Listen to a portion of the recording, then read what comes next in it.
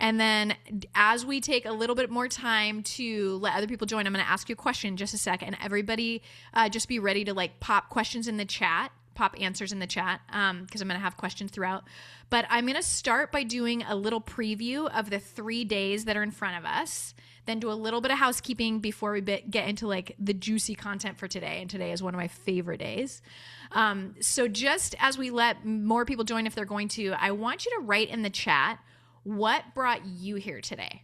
And if you're watching the recording of this, just think about it or jot down your notes. What brought you to this course? What interested you in this? So when you heard me talk about my class or you saw me describe my class, what made you think, yes, this is for me. I need this. I'm in. And as you put those in the chat, I'm going to share a little bit because you're going to hear a lot about my relationship as examples as I'm kind of demonstrating some of my concepts here.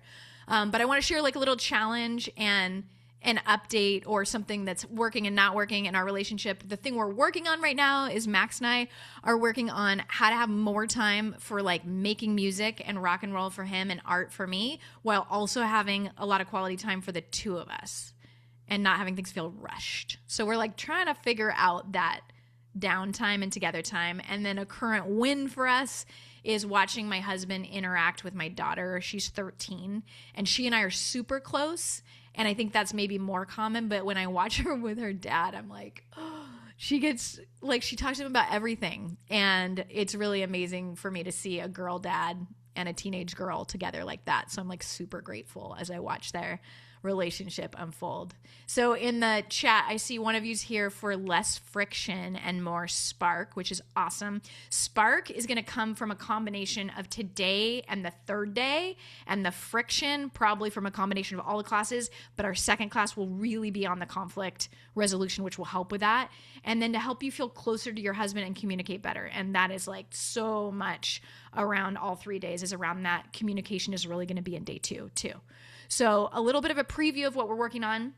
Day 1 today is how you can bring the big love, how you can be the spark, and how you can set your relationship up for success by kind of cleaning your side of the street, keeping your side of the street clean, your responsibility, what's mine and what's yours. And this is the day that we go super deep on your mindset and your level of accountability for your emotional responses, the thoughts you have about your partner, the ways you put energy into the relationship, and what quality that energy has. And I'm going to give you my top hacks in 2 sets of 5. One is mindset hacks, and the other one is hacks to just really bring your best self to the relationship. Then day 2, as I said, is navigating conflict. So this is where we're going to learn to navigate conflict in a way that brings more connection in sort of this arc of the challenge, how you navigate the challenge, and then the growth and connection that comes as a result of the challenge. And we're going to learn specifically about how you own your emotional experience in communication. Melissa, that'll be lined up for one of your goals, how to ask for what you need really clearly, but without like putting all your needs on the other person, listening as a boundary and as a tool of connection. And then some concepts around what the 5 types of conflict, what 5 things are the root causes of most conflict. In actuality, it's usually not actually about the thing you're fighting about. And then how you can be a team. So it's you and me against the problem. And then day 3, we're going to talk about daily habits to keep love fresh. And that really is because all of the science and data and research points to love being about all the little things we do all day, every day. So on day 3, we're going to go through some of my favorite recommendations, and they're really fun to help you keep connected to your person and some of the things you can do together. So here's how to get the most out of today. And I'm going to share slides here. So let me know if you can see that. Yep. Everybody good? All good. Okay, cool. So those are the 3 days there. And then how to get the most out of today. First is use the chat. If you're here, present in the actual recording live, please use the chat. And then if you're watching this as a recording, just really think about the answers to the questions that I ask. I made this really interactive so I can support you with goal number 2, which is to apply everything that we talk about to you and your life. Think about how it applies to you as much as you can. And so do that, write down notes, take notes, write in the chat, and you'll get the very most out of this. You chose to spend this hour of your life focused on love and Moxie and to be here with me and each other. So like get it, right? Like be here for it. And then choose to get what you came for. Like choose that this is done for those couple of goals that you wrote, or if you're watching the recording for whatever the reason is that you're spending time learning about this, get what you came for. That means like look throughout all the material for the things that most apply to that goal and ask questions if you haven't seen them yet. Ask questions if you don't understand how it connects. And then lastly, and most importantly, is to have fun. Be ridiculous. If there's no right way to do love, but like it should be fun, right? It should be something that adds joy and spark and hopefully play and laughter to our lives. And so let's start that here and have fun with us. I had fun writing this and I wrote some ridiculous things that I hope you enjoy. So I hope that you have fun with it too. And I'll be letting people in as they come along. All right, on a tactical level, there is a Telegram channel. Please join that. I sent you the specific link for our Love and Moxie Telegram channel, and you'll get a lot more out of the class if you actually use that. In between the 3 classes, you can use that to ask questions, share how it's going, continue to the work, and you'll get a lot more out of the course if you do that. All right, really quickly, who I am. Who I am as a coach, I first led an innovation education company for 15 years where I did a lot of studying and a lot of strategy and work and retreats around family dynamics, kids, couples, all of the things there, and innovation. And then also I then have started my own company about 8 years ago, and I've done coaching for about 20 years, but my company focuses on helping women turn ideas into real things through my Moxie Mastermind, which is for female CEOs or female leaders who are turning their ideas into real things while staying connected to their Moxie and their joy and their fun and their passion. And then the Bloom Room, which is my foundational course and group. I have a podcast called Bloom Your Mind, and then courses like this. And then who am I to teach Love and Moxie?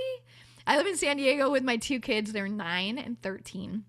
And my husband, and we've been together for 15 years and married for 10. And we just renewed our vows in a little while ago. And I just like fall more and more deeply in love with him. He's my best friend. We have so much fun together and we work at it. I don't think that love is work. And I think it is a priority for us to always focus on your number one. And so that's who I am to teach it. And I also just study it all the time. I read tons of books, and I have certifications in relationship coaching, of course, and in hypnosis and subconscious mind coaching. So that's who I am. So let's get into it. So first, I want to ask you another question. Again, answer it in your mind on paper or put it in the chat. What do you think determines whether you have great and lasting love? Like whether your love and your Moxie makes your love so bright and whether they last for the long term. What do you think it is? Take a guess in the chat. I'm going to tell you what science tells us it is, but first let's all guess. So maybe it's like choosing and finding your one great love of your life. And maybe you believe there's one out there that's really the one. Or maybe you believe it's in like the way we show up for each other in challenges, or maybe it's like the big holidays. I see here many small moments and choices, solid communication. Yeah, great guesses. Here's what science tells us. Science tells us the secret to love and Moxie is 2 things. The first is tiny daily habits, and I love this idea of micro actions that we take over time that build up love and trust with our partner is number 1. So not the huge gestures, not the big holidays, not the Valentine's bouquet, well, though that is a gesture, but it builds up with a bunch of other daily habits and tiny gestures. And the second is the way we think about our partner.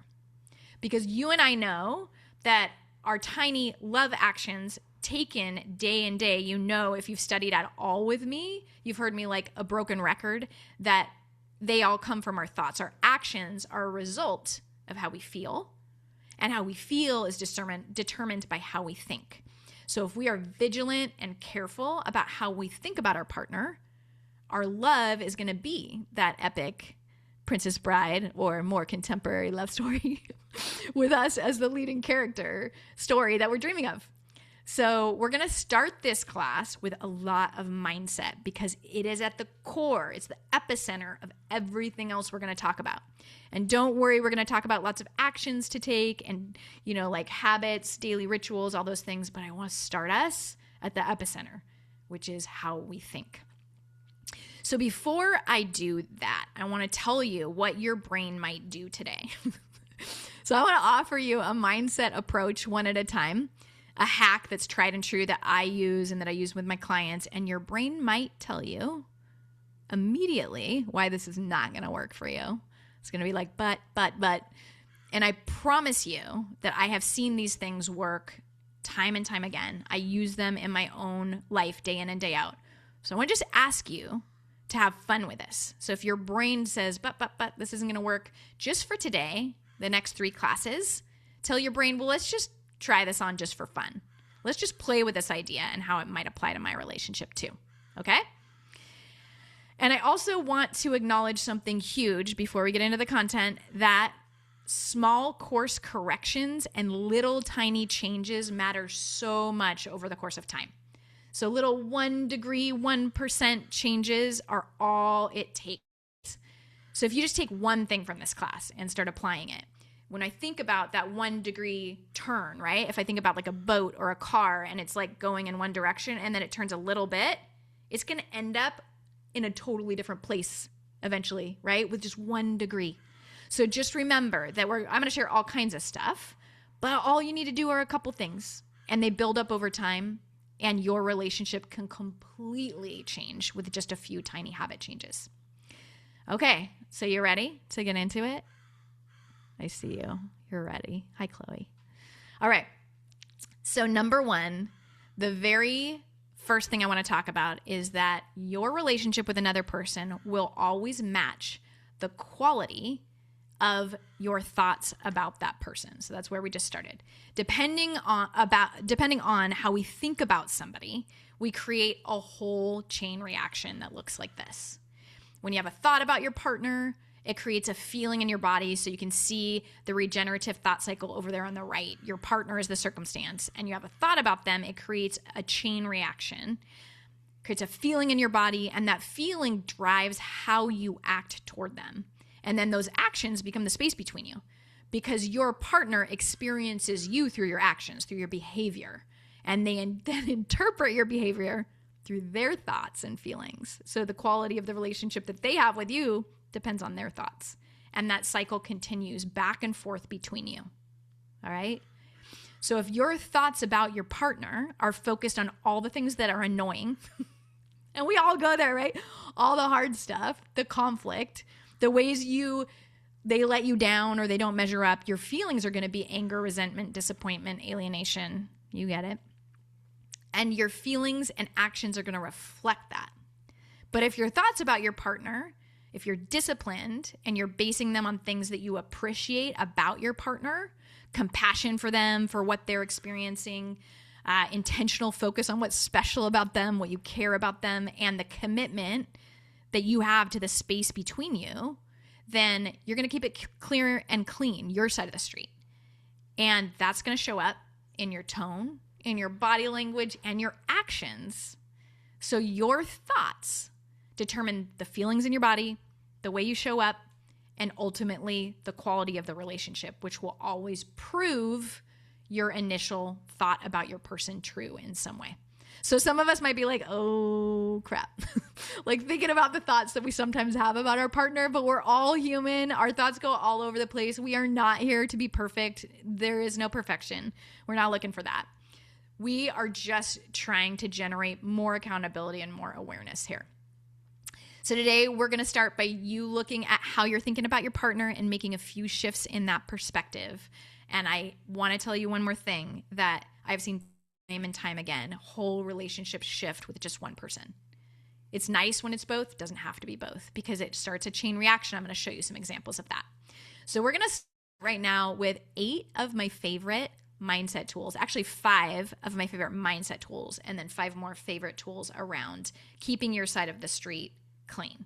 So I used really ridiculous names for these to hopefully make you laugh.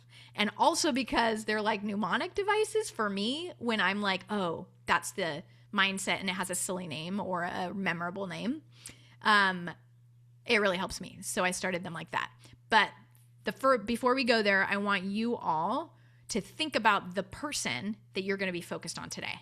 I want you to have somebody in mind. And maybe that's your partner. Maybe it's somebody else. Most of these questions are most directly applicable to a partner, but you can also apply all of these tools to all your other relationships, all of your other like primary close relationships. All right. So the other thing I want to say about thought work before I share these mindsets is if you're having a thought that training your brain to focus on what you like about somebody or about what things will work is cheating, just pause yourself and just notice that. Because it's literally what tons of research shows the most successful couples do. They manage their mind, they discipline their mind to focus on what they like. It's what I do. I adore my person, but I choose to adore him every single day, and that makes us work. That helps me ask specifically for what I want and not hold him like resentment when he doesn't do everything that I'm asking. It helps me like choose to crush on him when I want to. It helps me just create the feelings that I most want that work for us, because all of that works for us. So you get to choose what you focus on. And when you focus on the positive elements of your relationship, even though it's hard sometimes, it is much more likely to not only last, but be really fulfilling. And it's that simple. Study after study shows that it's true. So you can just know that you got a lot of power here. But you don't have to figure it all out on your own, because I'm going to give you my favorite hacks. So let's start with the first one, the we so special mindset. There was a study, this is one of my favorite ones. There was a study published in the U.S. News and World Report that I read like 3 or 4 years ago, and I was like, blew my mind. And it looked at couples that are in long-lasting relationships, and one of the main qualities that the most successful couples shared is that they believed their relationship is special. They believed that they had something unique and something rare, and that made them want to protect the thing more. They started calling this joint savoring. So couples who consciously focus on and celebrate these wonderful moments that they have together, their unique special bond, they're much more likely to stay together. If we think we're special, then we're much more likely to experience long-term happiness. And this lines up with a lot of other research too. There was a great article I always talk about. I really need to mix this up, but I love this article so much. It was in The Atlantic, and it's called Super Friends. And it was a study that found that people who make friends easily, the common thing between them is that they think they'll easily make friends. That's it. They just believe people will like them. And they all have the commonality of making friends really easily and building community. Because they believe it, they walk into rooms with really open body language, like assuming that everybody wants them in their conversation, and they make friends really easily. If you believe that your relationship is special, you're going to start noticing all the reasons why it's true. You're going to collect evidence for that belief. You're going to start protecting that special thing. It's more precious. It's more sacred. So I want you to answer this question in the chat. What is special about your relationship? Why is it unique? Why is it special? The connection between you. While you think about that, I'm going to say, like Max and I, to the core of my bones, I believe this. We have this super, super special thing that I'm so lucky to have. And sometimes this is really dorky, but sometimes I'm like, is this a simulation? Because I love my husband and my kids so much. I'm like, I would literally invent them to be my husband and my kids.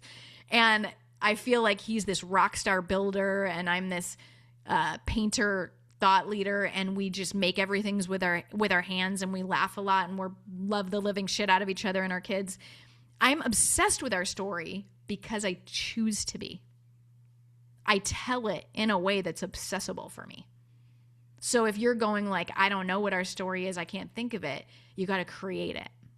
Really choose to tell an epic story and really ask yourself, what is it about you two that is an epic story? What is it about your relationship with this other person that makes it so special? And put that in the chat, whatever's coming up for you. And as I was writing this, I was like, oh, this is kind of funny because I remember that my other two loves of my life before Max, I thought we were really special and unique too. And that doesn't make Max and mine any less special. Like, we are each other's person, but it really helped us have a really strong relationship, believing that me and my person have something special and unique that not everybody has. Okay? So your first assignment, this first mindset is what makes you and your partner and your connection and your partnership so special. Put it in the chat if you want, or take the homework to tell them. Tell the person. Ask them what they think. Why do you think our connection is special? I also love to do this with my kids.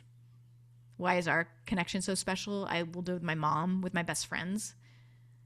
And it's a beautiful exchange because you create reality with the words that you share with them. And the things that you think is special, they might never have thought of before. So I read in the chat, so much of our relationship is based around music and movies, and we're two huge nerds, giant kids, and we love being playful. Like, epic, right? Like, once you see that, your brain collects evidence of it all over the place, and you notice, God, not everybody gets this play. Not everybody like gets to be a nerd with their person. I love it, right? I love how it creates that reality. I'm seeing another one in the chat that says common interests. When we met, we were both cyclists, surfers, yogis, acrobats, and loved camping and backpacking. Like, we're the adventure couple, and we love that core part of us is like so aligned. We love that together. I love this. Okay. The second one is the backstage pass. I love this one. I remember when Max and I got engaged, I was nervous, but I wasn't nervous to marry him and to be like, I'm going to be with you forever. I was nervous because I felt like it was a big responsibility to be with him because he's a really incredible human. And he also lost his mom when he was like 12 years old. So she wasn't going to be in that front row seat with me, seeing him live his life and like telling me all the thing that's amazing and supporting him about him and supporting him through his life. And Max and I just renewed our vows. And when we were up there in front of all our people, I told him this again, that loving him is an extraordinary responsibility and an honor because I have the front row seats to his life and nobody else does. I have the backstage pass. Nobody else has that. And you have that for your person. So you see their struggles, their unique gifts. You see their courage, their effort, their dreams, their fears, their low spots.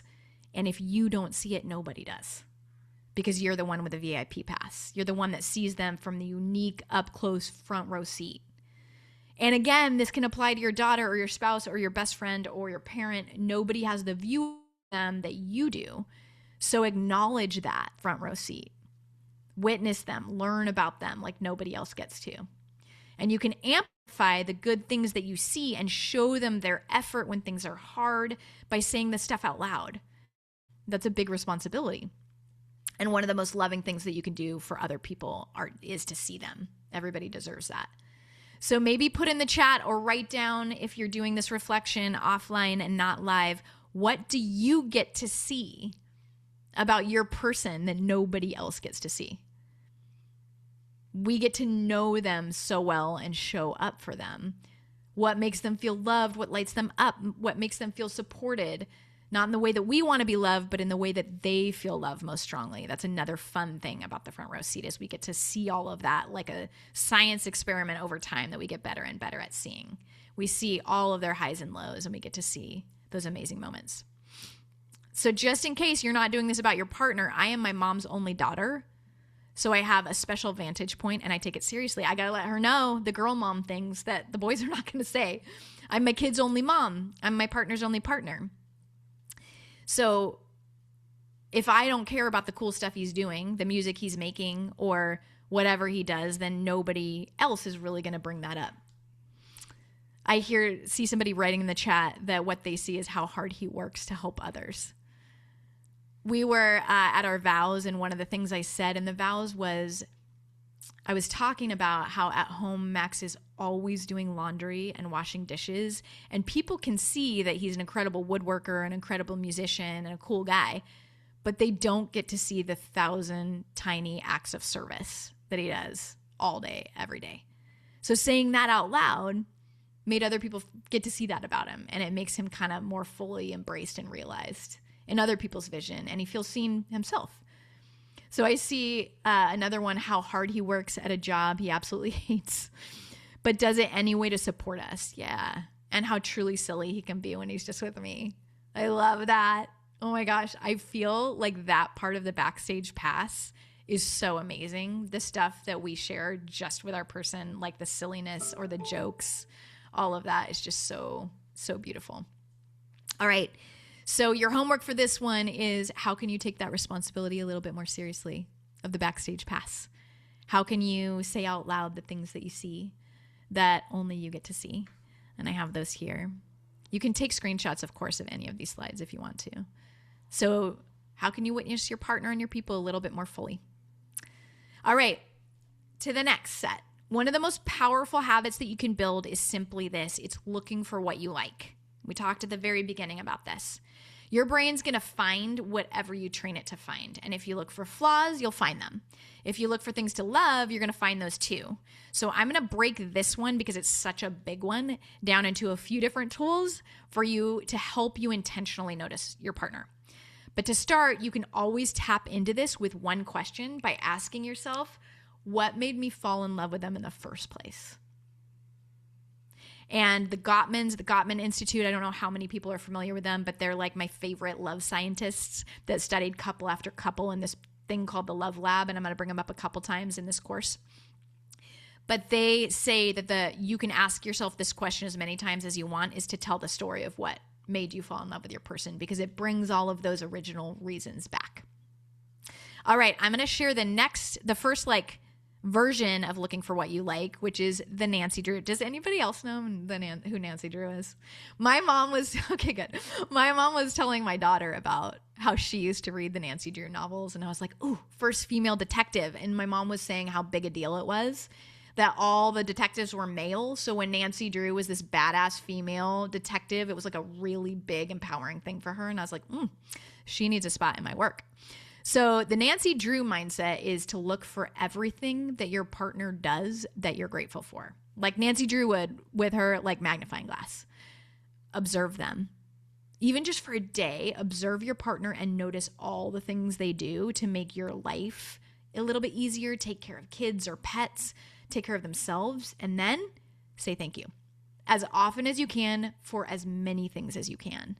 Notice their effort, notice the things they do, notice the way they show up, and thank them for this. It creates not just validation and acknowledgement and all the good feels and hormones for your partner, but it also reinforces the things that they do that are wonderful for you.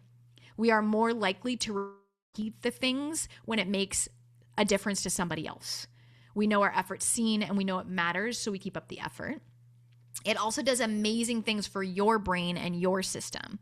Like you can go from annoyed and stressed because you're focused on how they're 5 minutes late again to literally focusing on all the amazing benefits that gratitude gives your own body by focusing on what you're grateful for. And it can switch you that quick. It doesn't mean that you're not going to address the things that you want them to change. We're going to get to that. We're going to get to making powerful requests in the next class. But as a set point, if you focus on what you're grateful for and say thank you, you are actually much more likely to solve all those other problems together in a way that feels productive and connecting. You will make an incredible difference and probably be mind blown by what a difference it makes.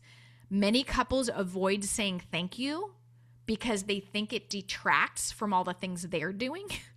And one of the most, I don't know if you can notice that or if you've ever had that feeling, like I can't thank him for that because it sort of invalidates the 50 things that I did today.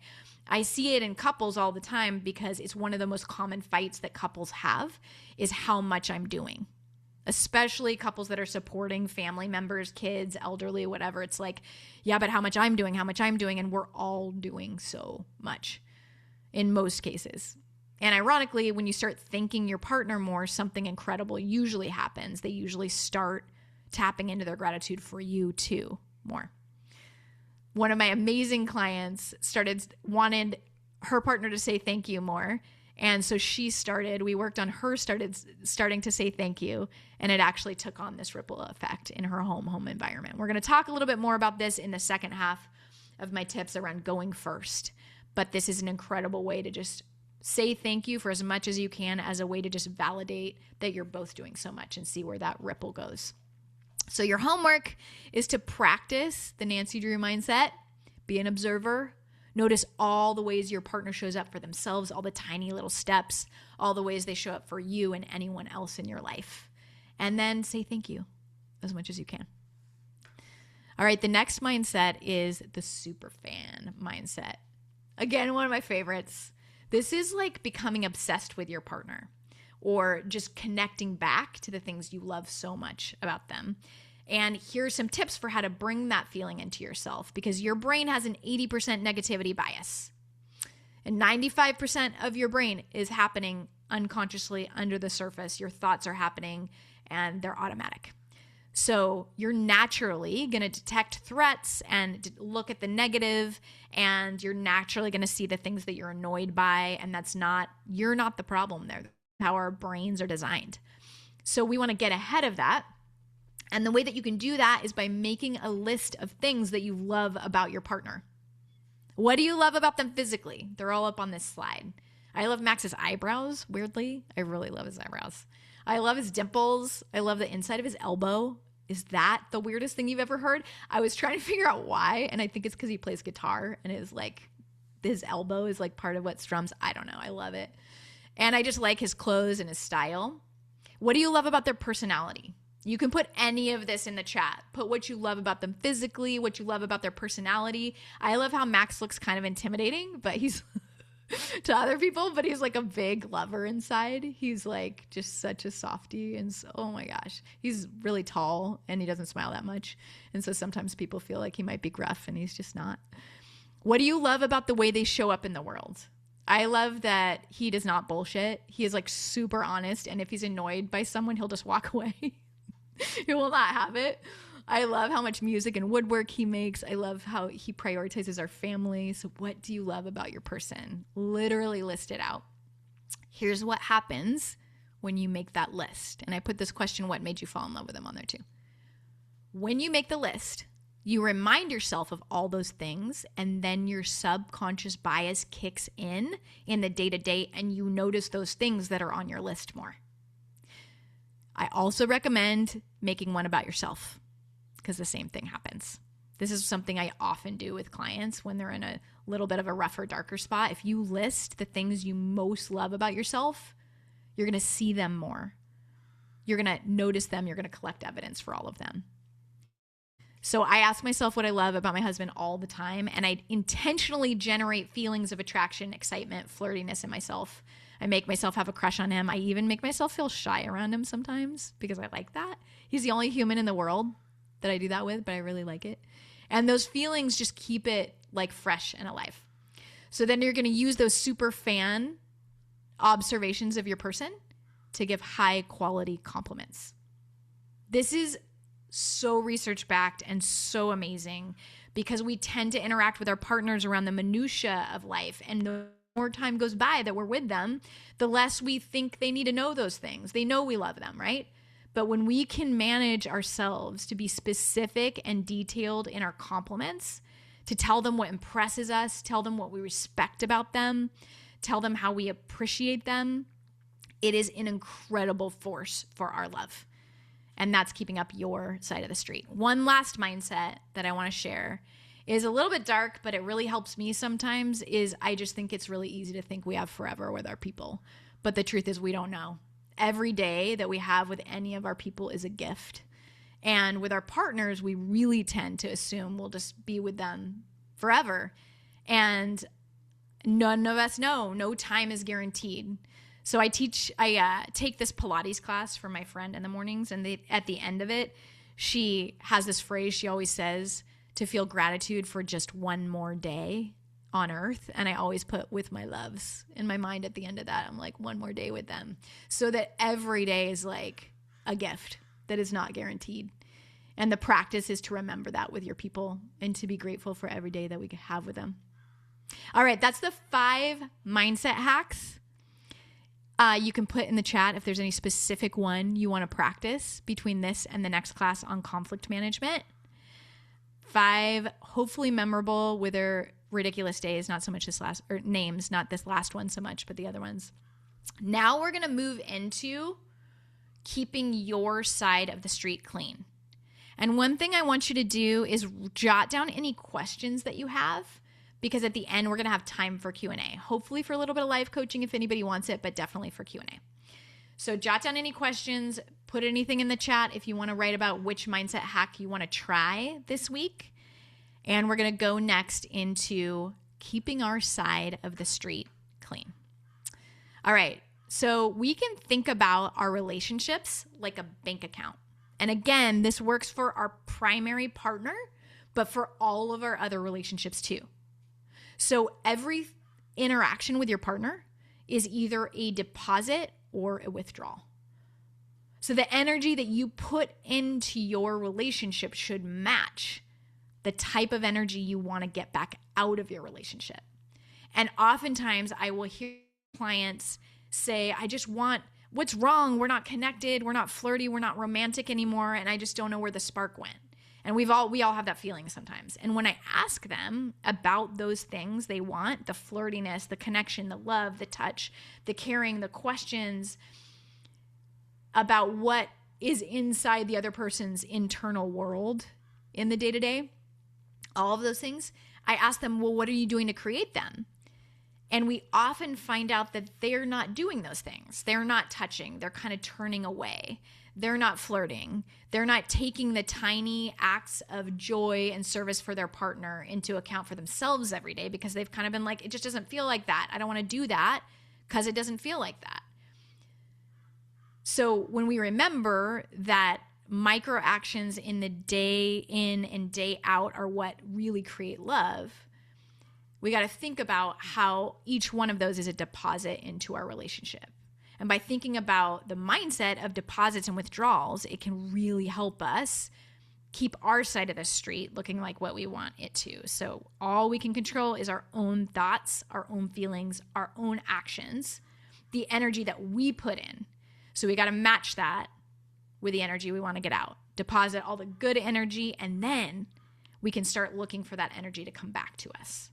So a deposit might look like a thank you, an act of service, a high quality compliment, a joke, eye contact, touch, dancing when they least expect it, showing your person off to others, flirting with them, asking how their day is, listening when they talk, empathizing, asking follow-up questions to learn about their internal world, encouragement, observation of their efforts, what makes them special, anticipating needs, saying, there you are, when they walk in the door instead of, where have you been?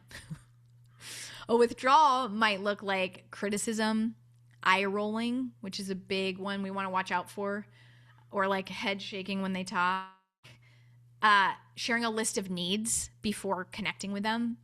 But it also might be like tiny things, like forgetting to ask how their day went, or not paying attention when they make a bid for your attention, when they say, hey, check this out, and you're kind of busy and you don't respond, or they're like, and they're like, have a big sigh and you just ignore it and don't ask them anything about it.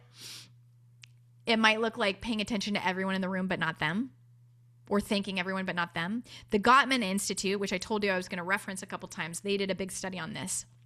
They've done decades of research on relationships, and they found something that really fascinated me. For a relationship to stay healthy and lasting, couples need about 20 positive interactions for every 1 negative interaction. 20 deposits for every 1 withdrawal. 20 to 1. And here's the really crazy one. During conflict, they found something surprising, that we still need 5 positive interactions during conflict to every 1 negative one. That made me go, whoa. So the question becomes, how can we keep our side of the street clean? How are we making deposits every day? And what can we do more or less of? So again, put these in the chat if something is clear to you. If you're like, whoa, I could really take the time to thank them more. I could take the time to listen when they ask for my attention. Oh, I could really make an effort when they ask for my attention to like set down everything and pay attention to them. What are some things that you could do to make more deposits and fewer withdrawals? Not huge things, small things, tiny interactions that say, I see you, I love you, I care. I want you to be well. You and me, baby. Because relationships are built on the micro moment, right? A couple of nights ago, I'll give you an example. I see more thank yous coming up in the chat, more physical touch. Yeah, and the physical touch can be, remember, it's like one physical touch a day can just really help. And if it's a long hug, or I think it's like a 6-second kiss, or I can't remember. I give the longest hugs every time, so I don't even know. But I think it's like 30-second hugs and eye contact. Those release oxytocin for both us and our partners. So even just one really high quality physical interaction like that can be really helpful in a day. So a couple of nights ago, I was sitting at the dinner table with my parents and my kids and myself, and we were all having dinner, and Max had not talked very much because there's a lot of big talkers in that set of people. And I just noticed that, and we were towards the end of the night. And so I was like, hey, Max, you've been working on that new song. Do you want to share it? Can we all sit around, like turn off the music and everybody shut up and listen to your song? And he was like, oh, okay. And he played the new song for us, which he's been working super hard for. And then the whole group had a conversation about how cool it was and like how he's making time for it as a busy dad that owns his own business and the creative process. And it just, I saw his whole energy shift because he never would have offered that up to us. He never would have been like, hey, everybody listen to my song. But it was a little deposit. It was like, hey, I see you. You haven't talked at all. And it made room. I like cleared the path for Max to have some space. So just a thought, your homework on this one, if you choose to focus on it, is just how can I do this? More little deposits in the day-to-day. Okay, the next one, which is the biggest one always, is to take responsibility for your emotions. It's one of the biggest things to keeping your side of the street clean. Your feelings are yours. They're created by your thoughts, your perception, your interpretation, your expectations. And it's really easy in a relationship to say things like, you made me feel this way. But the truth is, our emotions are our responsibility. And this doesn't mean that your partner's behavior doesn't matter. It just means that no matter what is happening, the way you perceive it and the way you feel about it, they're your responsibility to own. You can be angry, but they didn't make you feel anger. You made yourself angry with your thoughts about the situation. And I choose to feel that way sometimes. I definitely think it's healthy to choose to feel angry sometimes. I just know I choose it. I am feeling angry. And you can choose whatever you want, but you have to take ownership over what's happening inside you. And that keeps the space between you really clean. Taking responsibility for your emotions also means setting clear boundaries about what you're okay and not okay with. And that gives you so much more capacity to love. That sounds like, if this happens, if X happens, I will do Y. It's not a threat, but a boundary is just about what you're going to do depending on what the situation is. And there are lots of tools and resources to support this one, this bucket of owning your emotions, your perception, setting your boundaries. We work a lot on this in the Bloom Room. So I'm just saying that while this is the most important one, it is also the one that usually takes the most practice. So reach out and ask for help from me or from somebody else if you need some help on that. All right, next. Are you wondering what the hell I mean by choose your barracuda? I can't wait to tell you. I looked for an image, by the way, of a barracuda to put on this page instead of me and my flower wig, and they were terrifying. And I was like, no, I am not doing that to people. They're so scary, so look them up if you want to. All right, this is a perspective shift again that changes everything, I think, for me. I used to call this the Christopher Walken approach, but I don't know if I can actually like put an image or whatever. I don't know what the copyright things are, but I love that guy. So I'm going to tell you about that. But first, let me tell you about the barracuda. I have a client that lives on a boat, and she was telling us that there was a barracuda under the boat, and it was pissing her off because she wanted to jump out of the boat and swim, and she couldn't because she looked up barracudas, and they do indeed bite you. She couldn't swim because it was going to take a chunk out of her, maybe, if she did. She lives on this boat, too, and homeschools her 3 kids on the boat. I mean, she is an epic human being. And she was feeling really frustrated about it. And she was in the Bloom Room, and she was talking about it. And she was like, but then I changed my perspective. And she was like, yo, if I got to have a barracuda under my boat to have this life that I love, I'm going to choose to have a barracuda. Like, okay, if that's the negative part of my life, then I choose it. And I just loved that perspective so much. And it turned her from like annoyed and frustrated that the barracuda wouldn't leave to like feeding it raw pieces of chicken and being like grateful for the barracuda because it was like part of her life on this boat, this epic part. So every human being, what I mean by this ridiculous story is that every human being comes with strengths and weaknesses, every person. And that the longer you're with somebody, the more clearly you're going to see both sides. You see them at their best and their worst. So instead of constantly thinking, why do they do that? It's so annoying. You can choose to flip the script and recognize that everybody comes with a set of negatives. And those negatives are simply the ones that you've chosen. So you can literally choose the negative parts of your partner. And another way I like to explain this is like, if you think about your favorite actor that's like got a big personality. I love Christopher Walken. So Walken's like incredibly unique, right? He makes strange sounds. He has really wild mannerisms. If you hear people like do a Christopher Walken, it's hilarious when people do his voice. But that's what makes him him. We can't separate the weird parts from the brilliant, amazing Christopher Walken. We don't get Christopher Walken without all of Christopher Walken. And so when we have a person in our life that's like both wonderful and has some parts that are like a little bit weird or wild or hard to deal with, I like to think about that. You don't get the wonderful parts of a person without getting the quirky and perfect parts. So when you start noticing your partner's flaws, you can remind yourself, that's the barracuda I choose. That's my Christopher Walken. I choose the whole human. And when I do that with my husband, it also really puts it in perspective because I'm really glad he has the like shadow sides of his strengths that he does have because they are a barracuda and not a great white. So if you can usually put it into perspective and see that things that are drawbacks about your partner are really not as bad as it could be, right? And that you choose those because they're the whole person that you do choose. So that's the practice. I have somebody that's saying in the chat, we have a line we say to each other that typically follows something like, what's wrong with you?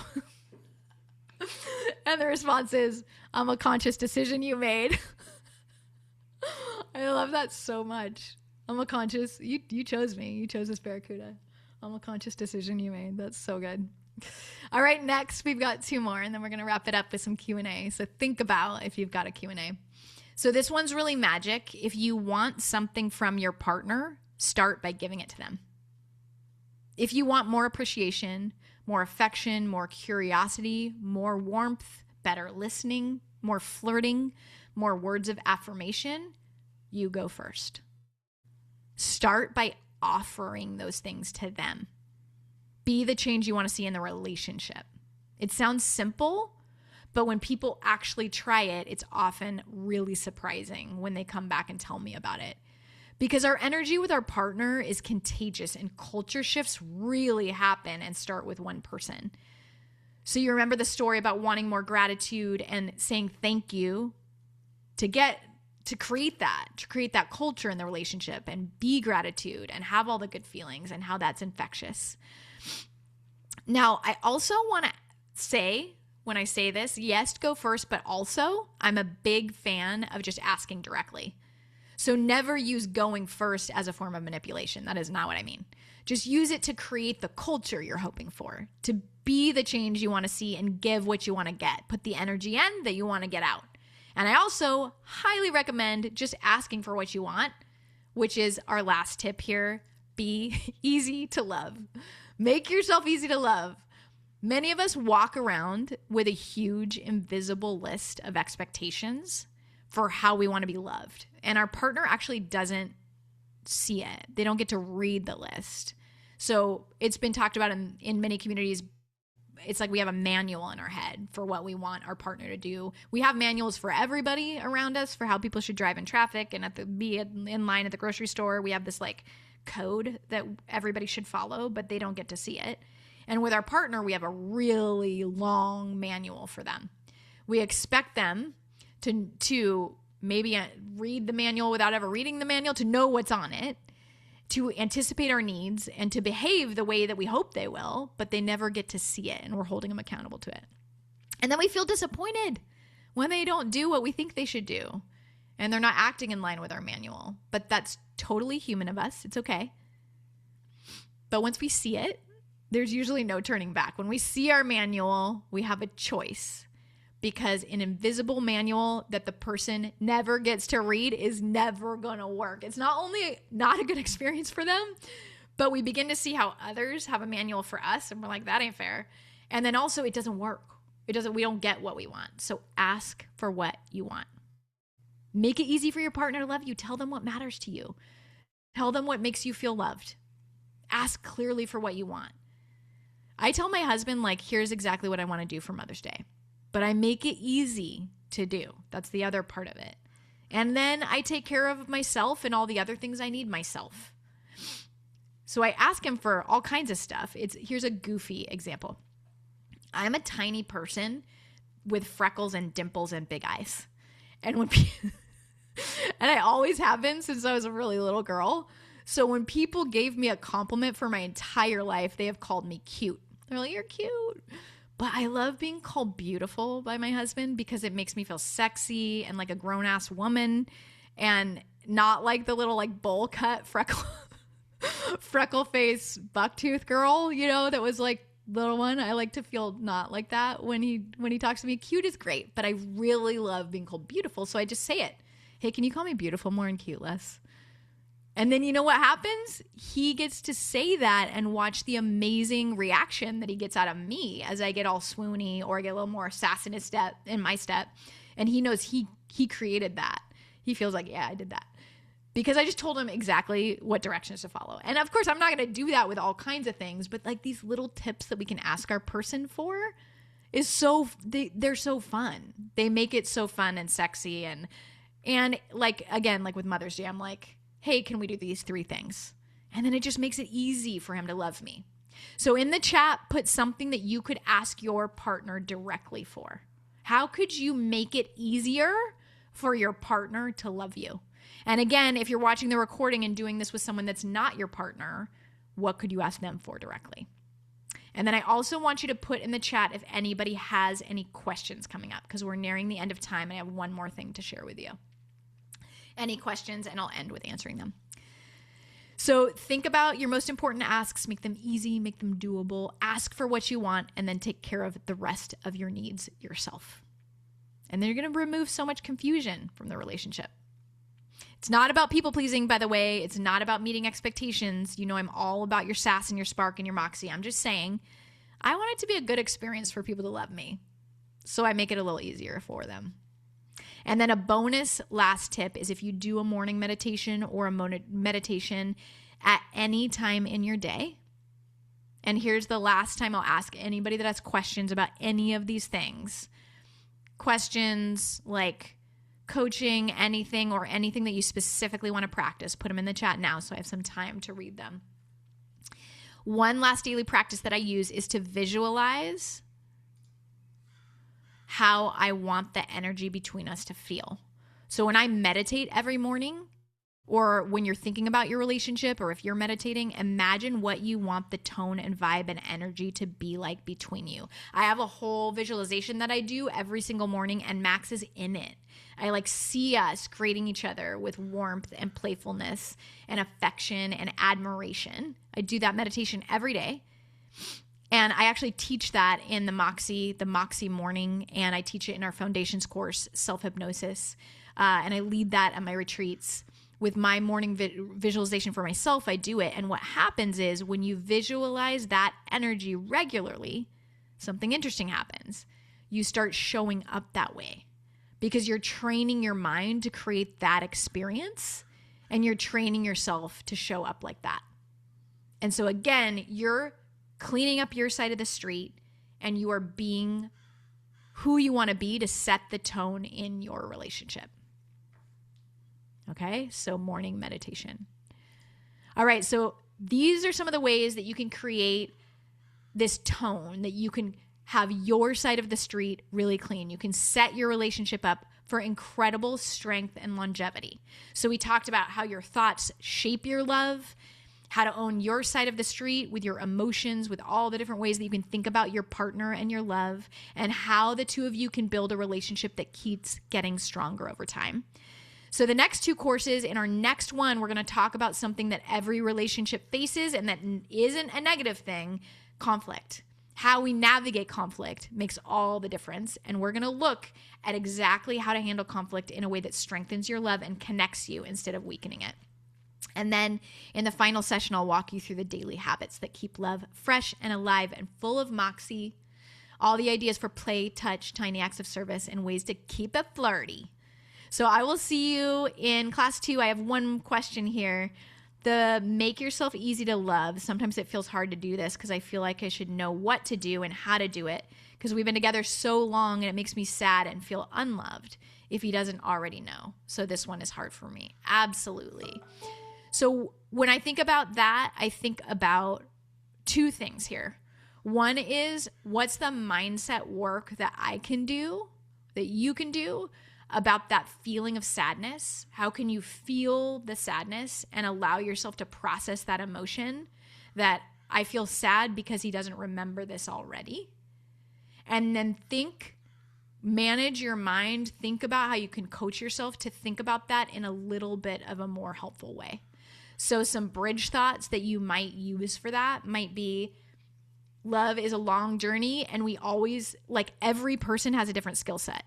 So while it may be easy for you to remember all the little things that your partner needs, somebody else might not have a brain that functions in the same way. And so one of the pieces of the barracuda in your relationship might be, I choose this person, this amazing person that doesn't quite remember all the details. So what's a bridge thought there? It might be, I know that I choose this person and part of what I choose is to keep teaching him the things that are important to me. And then on the action side, so you choose some kind of bridge thought that isn't, he's so amazing when you're thinking about him not forgetting. So you're not gaslighting yourself, but you're choosing a thought that feels a little bit better than he doesn't care, because he probably really does care, but it's not in his wheelhouse to be remembering all of these details. And so the first thing is to manage your mind, to know that his motivation, his intention is probably good, and he might not have the same skill set or might not understand fully how important it is to you yet. Then the second piece is the action piece, which is to sit down with your person and have a heart-to-heart and make a request. You have to clean up your emotions first, and we'll go through this whole framework in the next class. But how I would say this is, when I've asked you a couple times for things that are really important to me, and then it seems like you don't remember them, the experience that I have is that I feel sad. And I feel like so sad. And I know that's me. That's my emotion that I feel sad. And I know that it's probably not your intention. And it would make it so much easier for you. It would make it so much easier for me if I saw you remembering at least a couple of the things. So my request for you would be, can we sit down and I will tell you my top 3 things that just really help me feel so loved? And would you make a really strong effort to remember those 3 things? And any questions you have about those 3 things, I'm here. I got your back. But this would be so helpful for me. Are you willing to do that? So that framework is, when X happens, and it's not like you always forget. We're not using any assumption of bad intention. We're not using any always never, right? We're not using inflammatory language. We're being objective. When I've asked you for a specific thing and then you don't remember that thing, that's the objective thing that happened. My experience is, so you're owning your own emotions. You're saying, this is the experience that I have and it's mine and I know it's mine. I'm going to turn this, stop sharing. This is the experience that I have. And then you say, you can add to that, I know that I tend to have that experience because of these historical experiences that I've had. You can add to that sometimes when relevant if you want to share a little bit more about that. But the next piece that's really helpful is to say, I know that's not your intention. And if that's not true with your partner, I believe it probably is true. But another way of saying that is, I'm not saying that's your intention. If you really don't know whether it's their intention or not, you can say, I'm not saying that's your intention. And it would make it so much easier for me. I would like to make this request. I would love it if we could make it really simple and I just choose 2 or 3, but if we could sit down and really talk about how you could remember those 2 or 3, it would make me feel so loved and I would really appreciate it. Would you be willing to do that? And if that sounded formulaic in how I said it, just like make it not weird. Make it sound like you know? But I'm literally going to have that same framework on a slide because that's a beautiful conflict resolution framework where we're owning our own emotions. We're making a specific, clear request. We're making sure we're not blaming or assuming intention. And we're asking for what we need. Awesome question. All right, my loves, I'm so glad that you were here today. Thank you for all the participation in the chat. Remember, this one's all about mindset. So if your brain was like, oh, this is like really hard because it's like really ideal, this is where we start. And I want to remind you that you can start with just saying thank you. You can start with just saying, what do I like about this person? You can start small with anything little. This is all a toolkit. All right, my friends, in the next one, conflict resolution and then fun daily habits. So get ready for those and I will see you there. Bye, everybody.